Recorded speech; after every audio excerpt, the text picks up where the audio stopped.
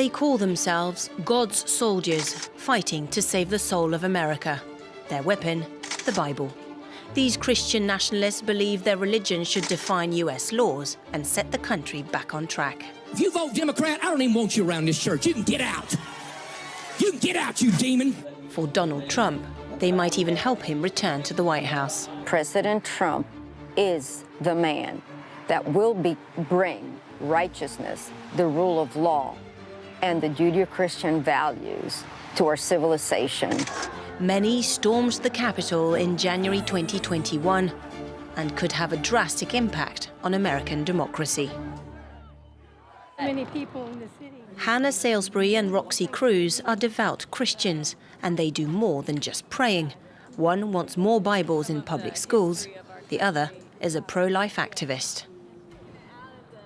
It's going out into the abortion clinics, and it's praying heaven down and saying, oh, Jesus, let these people know that that life is precious, and not to abort it, but to embrace it. Then you go into the schools and you take Bibles. We have to go back to God in the Bible. We have to follow by God's commands. We have to fear God.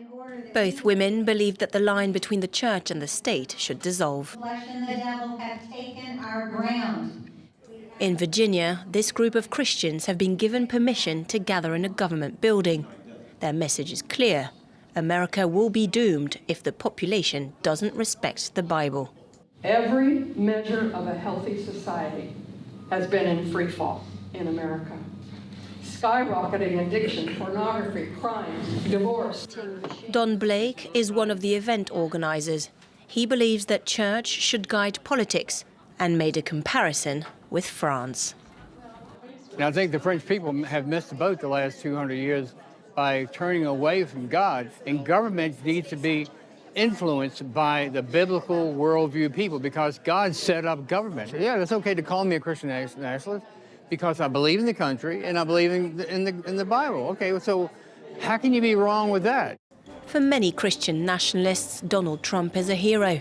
In an unofficial ad, the Republican candidate is compared to the Messiah. God looked down on his planned paradise and said, I need a caretaker, so God gave us Trump. A popularity that Trump is eager to maintain.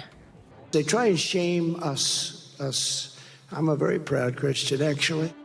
Donald Trump also relies on preachers to rally his evangelical base, like Jackson Lawmayer, founder of Pastors for Trump.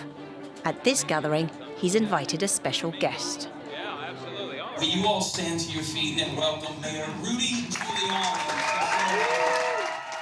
Rudy Giuliani, Donald Trump's former lawyer. Officially, pastors are not allowed to tell people who to vote for, but Jackson Lawmayer has found another way to influence voters.